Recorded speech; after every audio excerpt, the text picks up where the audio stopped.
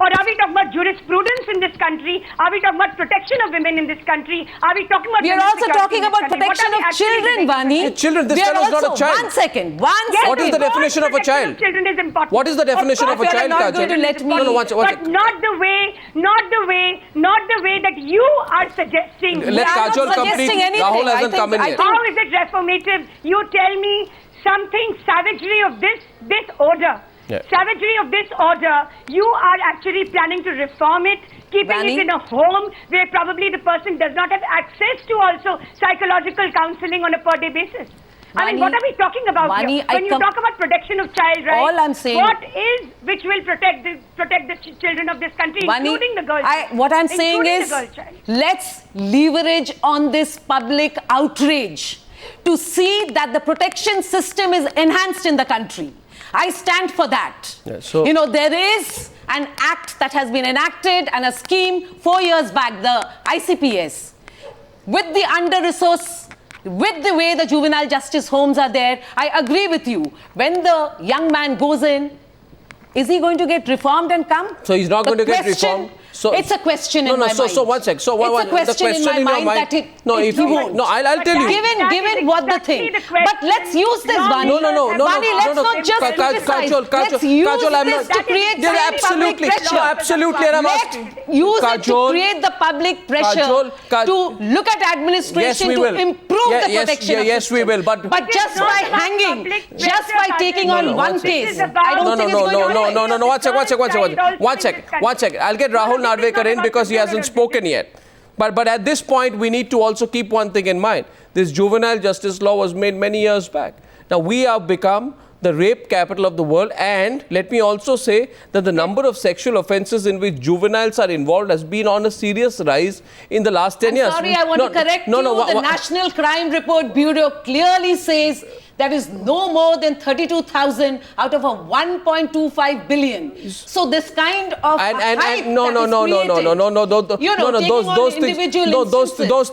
those figures are there, and I challenge your interpretation of the figures. No, those figures are very much there. I challenge 0.5% of cases. Kajol, with great respect to you, I challenge your interpretation of the figures, because as per the Ministry of Statistics and Program Implementation, that out of the number of juveniles arrested in 2010, there were 12.12% who were repeat offenders. 1 minute. In 2011, 11.5% are repeat offenders. Close to 22% of all juvenile criminals in Delhi were repeat offenders, in contrast to the national average of 11.2. No.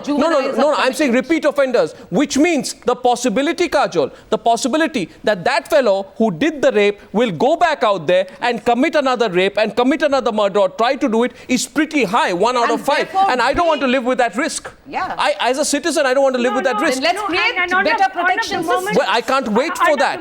I want. And you think just hanging this? I'm not saying hanging. I'm saying don't let him off. Don't let him off. What's the definition of a child? The moment we use this generic term, protection of child rights, what are we actually getting into? I am asking. I worked at the National School of Drama with children for a very long time. What kind of protection of child rights are we defining? I'm asking Rahul. I'm asking Rahul as I join Rahul into this very important debate. No. What about everybody's talking about what should be done for that? I'm sorry. I am not one of those. Child's rights. We are talking about a child who's committed a crime. Exactly. What are we talking about? Child's rights. Yes. We are all for child's rights. I'm talking about what do you do with somebody who's 17 and a half years old who escapes the magic figure by 6 months and commits a dastardly crime. What do you do with him? What does that have to do with child's rights? Why haven't you pushed it, Mr. Sundaram, towards with legal battle? What were the 7 or 8 months that were there? What was the advocacy you were doing towards this? 7 or 8 months, unfortunately, when the hands of a the Human Rights Lobby has such a influence? And doesn't get on with their work in Parliament. No, let's close it. Let's keep one point very clear. Everybody's talking about what should be done to the rapist. Yes. One sec. I am asking here today, what about the children? What about women? What about potential victims? In our country, I'm sorry, I'm not among those politically correct journalists who are only going to say the politically correct thing.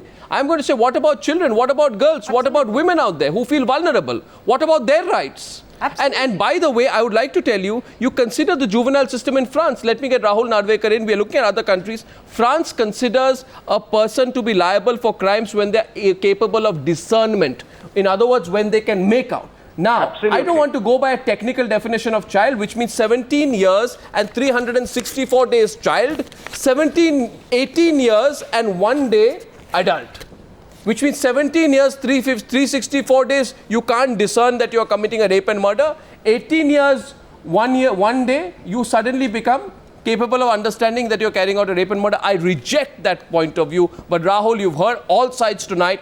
Where do you stand? Rahul, take a position on this.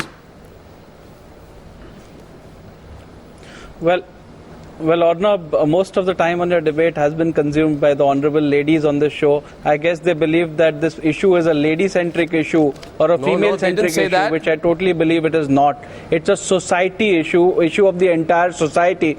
But on a lighter note, but coming to the crux of the issue, I also appreciate your cynicism, but I firmly believe that we are not the rape capital of the world. I just believe that we are a conscious society with a vibrant media which is no longer willing to take down such assaults on women lightly. So let's keep it at that. Insofar as the current issue is concerned, see, the Juvenile Justice Act, we need to go down to the object of this act. The object of this act was to give benefit to the minor age of the child, to give benefit of the immature age of the child. But a child who acts in a manner in which this accused has acted or this convict has acted, I mean, who definitely had complete mens rea in his mind and also could act in a manner in which he did, certainly cannot be termed as immature or didn't know what he was doing.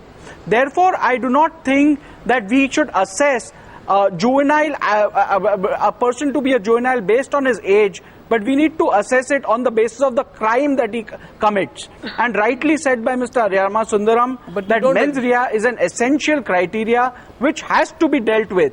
And at the same time, I think this argument about human rights, etc., absolutely holds no ground in the current case, for the simple reason that a person who violates somebody else's right cannot seek human right as a defense.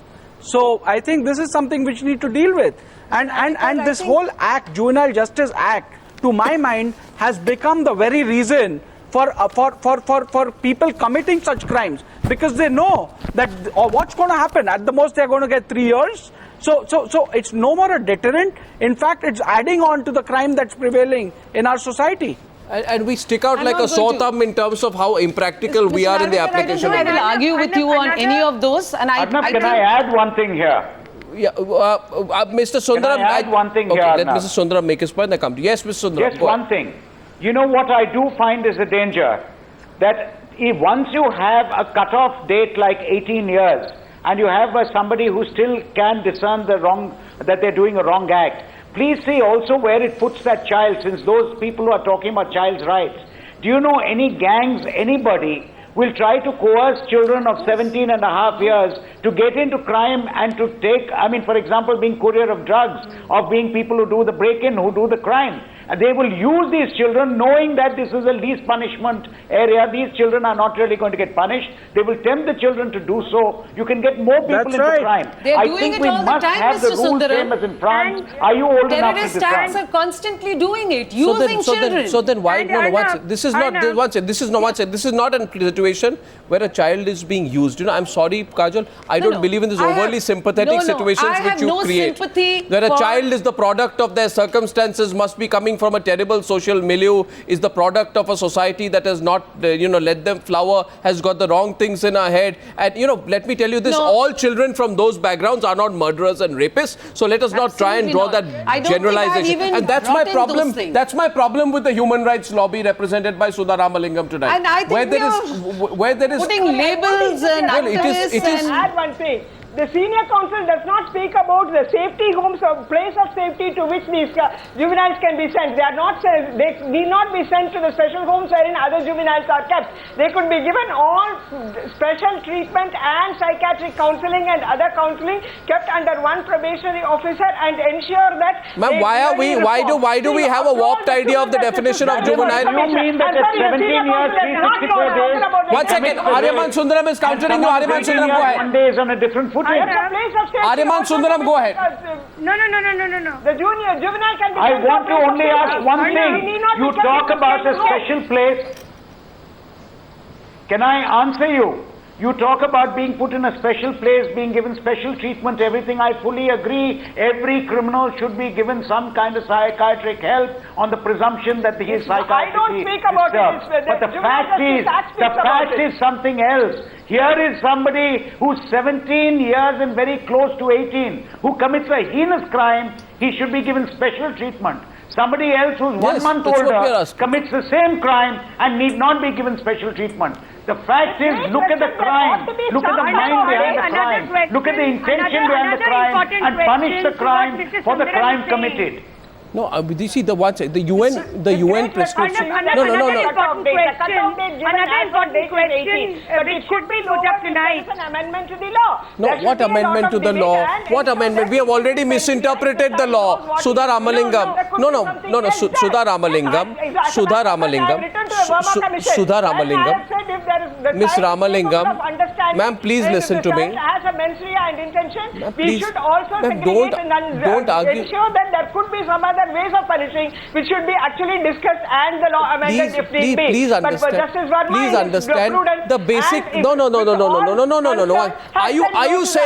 Are you saying there is any possibility? Let me ask you and Kajal both. Are you saying there's any possibility, Kajal, that the fellow who did this, that demon who did this, was not conscious of what he was doing? Because the UN prescription on what is a juvenile keeps in mind emotional, mental and intellectual maturity. Why are all those, and I'm sorry you'll say again I'm classifying all activists / human rights activists of the view. Do not classify, please. No, but there's a classification is happening. That's the position that all activists are taking on this, that you need to have an 18-year-old classification. No, I do not say that. No, all across the world it's being brought down to 16 or 15. In some cases, in other cases, even after 14 or 15, provided you are a discerning individual, you are held liable for your crime.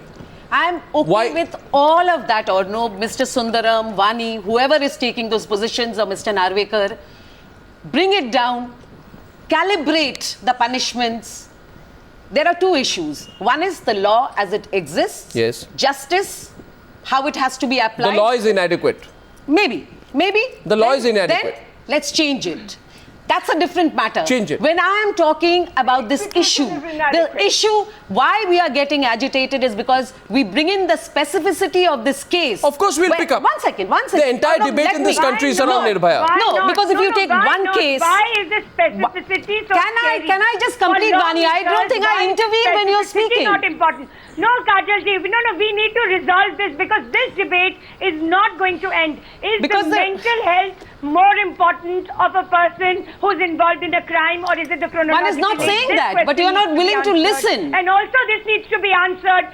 Why? I mean, when was the rape? Okay, one more minute on the debate. Let her complete. Let her complete. Then I'm taking Rahul in. Why don't we resolve? Okay. Why don't we resolve? Kajal, complete your point. Closing comments from Rahul. A rare crime. Of course it's a rarest of rare crime. Why is it not important as a context? Of course it's a rarest of rare crime, and that's why we need to use this opportunity. I think the legal system has to answer to that. Why there has not been mens rea? Why do they follow the juvenile justice? Why do we not take on every case by what the public mood is? Why don't we bend it accordingly? Is that a valid argument? Those are issues. Rahul, sorry, those are issues that can be done. Rahul Narvekar. Why don't we let Rahul answer that? Sorry, why don't we take on the positives from this case? Why do we fight shy of taking these emotions and saying, what are we doing for the children of this country to protect them? Without a doubt, Forget this young man who's 17 years. No, we'll not forget the young man. Why are we not answering those questions? I throw back those questions at you. Rahul Narvekar is closing the debate by responding to Kajal Menon. Our young politicians, why are we not taking those? I would really request you to take that on. Now it's very sad. Rahul Narvekar as an issue. Rahul Narvekar as the Take this as an issue. You're Well, without a representing doubt, the young. I can tell you that. Rahul. Well, without a doubt, I can tell you that the Juvenile Justice Act is quite an old piece of legislation, certainly needs an amendment, keeping in mind the changing values in the society, the changing aspects of the society. I think this legislation certainly needs an amendment. And more so, with the world dealing with this issue in a different manner and a more practical manner, I think we need to pick up a clue from that and get an amendment to this act. And certainly, this think will an amendment will help change the society. everything? Well, I think it can be a starting amendment point. will change everything, It can be a Rahul. starting point, Kajol. It can be a starting point. We need to Well, start taking somewhere. the difficult questions as an administrator and a politician. I will get you back. An amendment may not change everything. It will- But an amendment will certainly reduce the burden on the I society. say anything better And than you the don't status think quo. the protection of all the other young people who are there, not this, who are 13 years and 11 years, who are living on the edge of society. And we ignore them throughout when we meet Kajol, them at the railway station. Kajol, and when they commit heinous crimes, we are ready to charge at them. anything but the status quo. Is that not a hypocrisy of us as a community and as a country and a state? One second, I'm closing the debate because I'm short of time. All I'd say is anything but the status quo. Let the debate begin. Let the debate continue. Anything but the status quo. Thank you very much for joining me in debate number 2 tonight. Thank you. Thank you very much.